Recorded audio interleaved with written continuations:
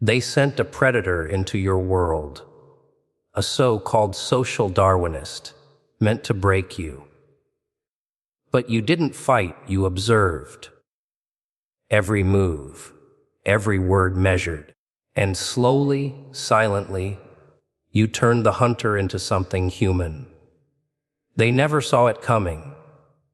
They still don't understand it. You were calm. You were untouchable. And in that silence, power spoke louder than any threat. They thought the predator would roar. They expected noise, humiliation, spectacle. So they unleashed him, trained in hierarchy, obsessed with dominance, fluent in cruelty disguised as logic. A social Darwinist, they said. Survival of the loudest. Strength measured in public wounds. Power proven by how many eyes you can bend. But predators who announce themselves starve. You stayed still, not weak, still. Still enough to listen to the rhythm of his breath, the timing of his insults, the hunger behind his theories. You learned how he moves when he thinks he's winning. You watched how he repeats himself when no one is impressed. You noticed how his confidence spikes when silence scares him. That's when you understood the loudest hunter is usually the hungriest. Silence became your camouflage. Not absence, presence without permission. You didn't counter his words. You let them echo back at him. Every claim he made exposed the insecurity he was trying to hide. Every lesson he preached revealed the lesson he never learned. You didn't argue the rules of his jungle. You studied where he bleeds.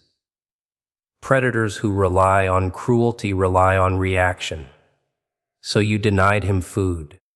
You asked questions that didn't attack, questions that forced him to explain himself twice. You let him overperform. You let him teach. You let him show everyone how much effort it takes to look superior. The more he talked, the smaller his cage became. The more he tried to dominate the room, the clearer it was that the room wasn't his. You didn't outmuscle him. You outweighted him. The silent predator doesn't chase. The silent predator places pressure and lets gravity do the rest. You mirrored his logic without his venom.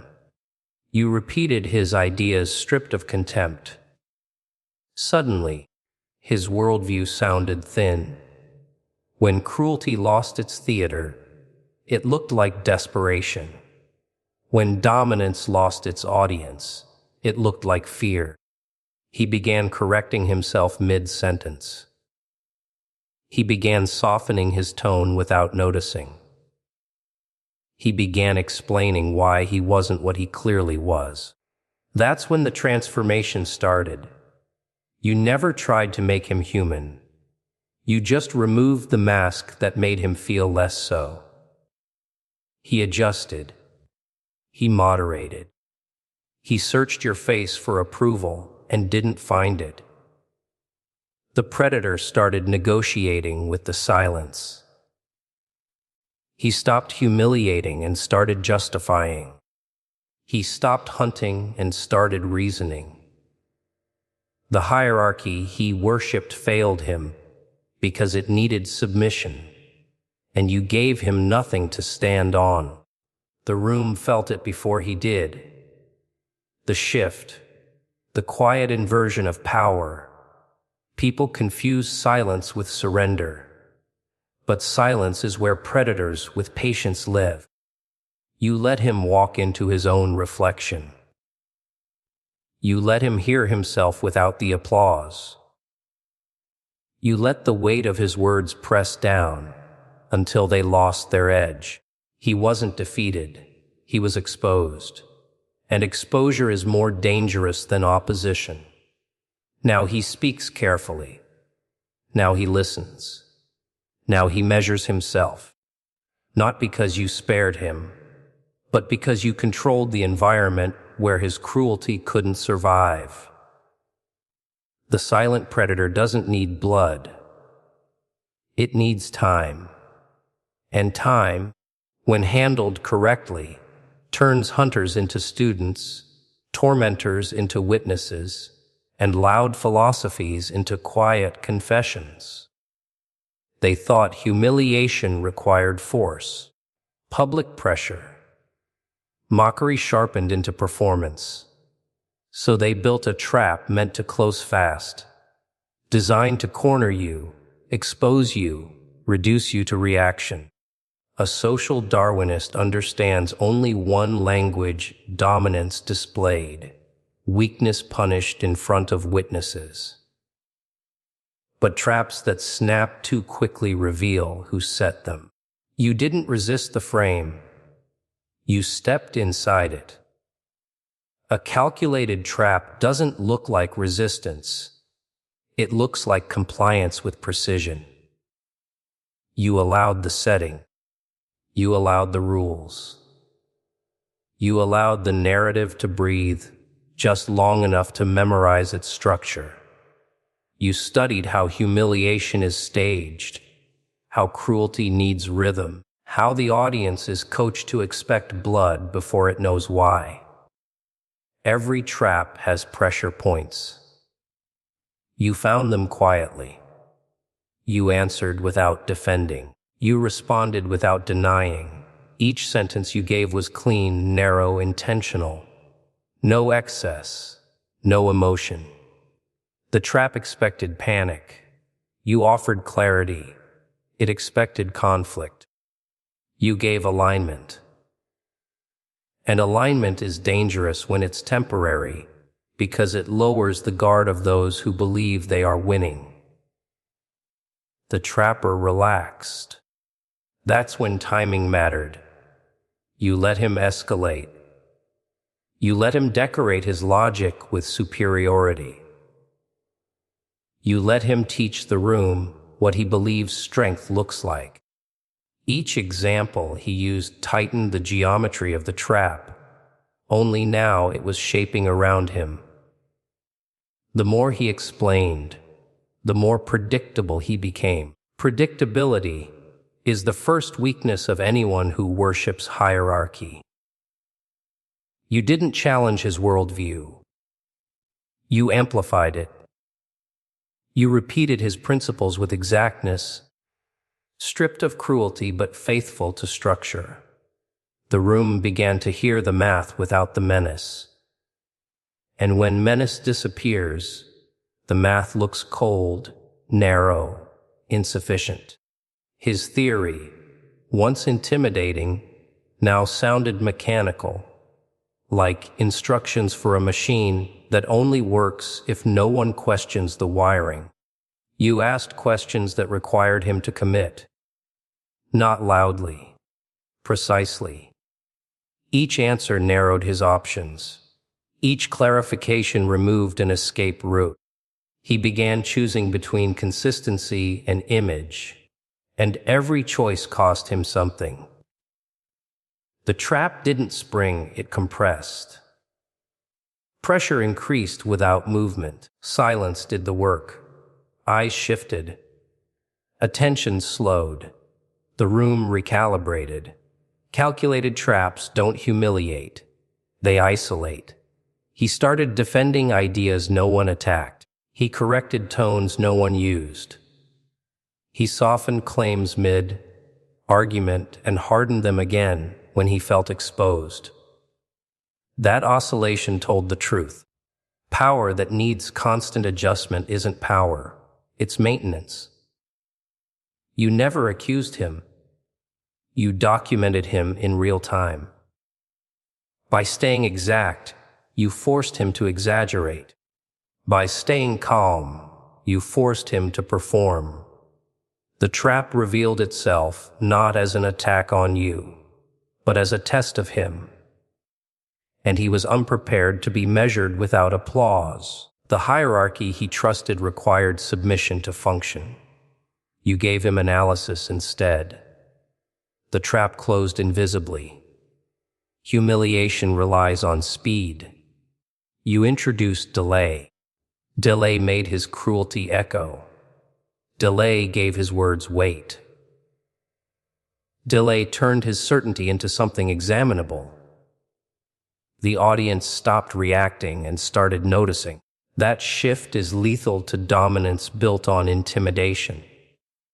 Without reaction, intimidation collapses into awkwardness. He noticed the change too late. A calculated trap doesn't end with defeat. It ends with recalibration. He adjusted his posture. He moderated his language. He searched for neutral ground he had mocked moments earlier. The predator began negotiating terms with the space you controlled, not because you threatened him, but because the environment no longer rewarded his behavior. You didn't escape the trap. You redesigned it from the inside. And once a trap becomes a mirror, there's nowhere left to strike. Only somewhere to stand exposed, waiting for the next move that never comes. They mistook visibility for strength, volume for authority, presence for control. So when they unleashed him, they believed power had to announce itself, measured in dominance displays, public pressure, intellectual intimidation. A social Darwinist survives by being seen winning, by forcing hierarchies into daylight where fear does the work for him. But hidden power doesn't compete in the open. You never reached for attention. You let it drift toward noise while you stayed still beneath it. Power that hides isn't absent. It's patient. It doesn't demand the room. It learns the room. It studies who speaks when they feel safe, who interrupts when they feel threatened, who performs when they feel watched. You noticed what others missed, the pauses between his sentences, the way his certainty softened when no one flinched, the subtle recalculations when silence refused to submit. Hidden power doesn't confront dominance. It changes the conditions that make dominance useful. You didn't signal intelligence. You applied it quietly. You didn't assert control. You made it unnecessary for yourself. While he tried to rank everyone, you stepped outside the ranking system entirely. Hierarchies collapse when someone refuses to stand on the ladder. That confused him. Power that relies on intimidation requires contrast. Someone visibly smaller. You gave him nothing to measure against. No resistance. No admiration. No hostility. Just presence without reaction. That absence created a vacuum. And vacuums pull harder than force. He felt it before he understood it. Hidden power works through asymmetry. You allowed him to over-explain, to overreach, to show his entire framework while you revealed nothing. Every principle he exposed reduced his leverage. Transparency weakened him. Opacity protected you. He was legible. You were unreadable. Unreadability is dominance disguised as neutrality. You spoke less, but when you did, your words didn't compete. They reframed. Not arguments. Adjustments. Small corrections that shifted the center of gravity. You didn't attack his claims. You placed them in a context where they lost their edge. Cruel logic sounds impressive until it's stripped of performance. And performance was all he had. Hidden power doesn't humiliate publicly. It redistributes credibility quietly. People began listening differently. Not louder, closer. Not with excitement, with attention. Attention is expensive. When it moves, power moves with it. The room didn't crown you, it recalibrated around you. And recalibration is invisible until it's complete. He noticed the shift too late. Suddenly, he was explaining himself to people who weren't questioning him, clarifying points no one challenged, defending assumptions no one attacked. That's what happens when dominance loses its anchor. Without resistance, it starts collapsing inward. You didn't strip him of power. You revealed its dependency. Hidden power never needs to prove itself, because it controls the environment where proof is demanded. You let him exhaust his tools. Pressure, hierarchy, intimidation, until they produce diminishing returns. When fear stopped working, he had nothing left to escalate with. So he adjusted. Tone softened, language moderated, certainty fractured into qualifiers. The predator didn't become weak. He became careful. Careful is what happens when someone realizes the ground they're standing on isn't theirs. You never claimed authority. You made authority irrelevant. Hidden power is knowing you can end the game without touching the board. It's choosing not to. It's letting others expose the limits of their strength while you remain undefined. Undefined forces are dangerous because they can't be anticipated. That's what unsettled him. He couldn't locate you in his hierarchy, couldn't classify you as opponent or subordinate, couldn't provoke you into position, and without position, his worldview failed to function.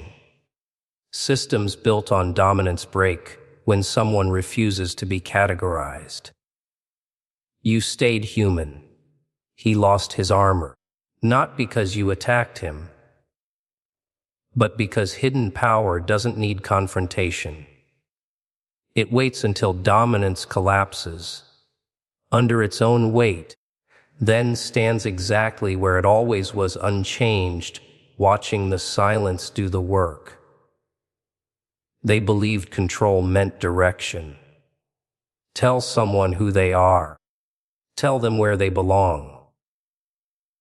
Tell them why they're inferior, and watch them fold. That's the logic they trusted when they unleashed him. A social Darwinist doesn't argue minds. He overwrites them. He humiliates first, explains later. He assumes resistance will be emotional, loud, predictable. But mind reversal doesn't push back. It turns the mirror slowly. You didn't reject his narrative. You let it stand long enough to understand its architecture. You listened to how he framed strength, how he defined weakness, how he justified cruelty as inevitability. Every worldview leaves fingerprints. You traced them. You saw where his certainty came from and where it leaked. Mind reversal begins with agreement that isn't submission. You acknowledged his logic without endorsing his intent. You reflected his words back with precision, removing the aggression but keeping the structure intact.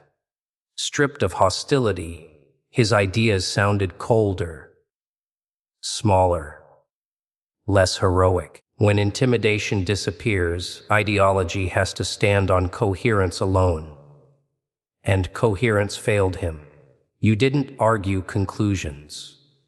You adjusted premises, small shifts, barely noticeable, just enough to force him to restate himself. Every restatement exposed contradictions. He was used to hiding behind confidence. He began correcting details no one challenged. That's when the reversal started taking hold. Control slipped from performance to awareness. Mind reversal doesn't confront dominance head-on. It reroutes it. You let him believe he was leading the exchange, while you quietly chose the terrain. Each question you asked wasn't curiosity. It was calibration. You guided him into explaining motivations instead of asserting them. Explanation weakens authority. It turns command into defense. He didn't notice the transition. The room did. As he spoke, he revealed dependencies on fear, on hierarchy, on reaction. You never accused him of cruelty. You let his examples demonstrate it. You never called him inhuman. You let his certainty struggle under scrutiny. The audience began seeing the gap between his self-image and his behavior. That gap is where reversal lives. He started moderating his tone, clarifying intentions, softening edges he once sharpened proudly. The predator began editing himself. Editing is the first sign that someone feels watched by standards they didn't choose. You never imposed those standards. You activated them.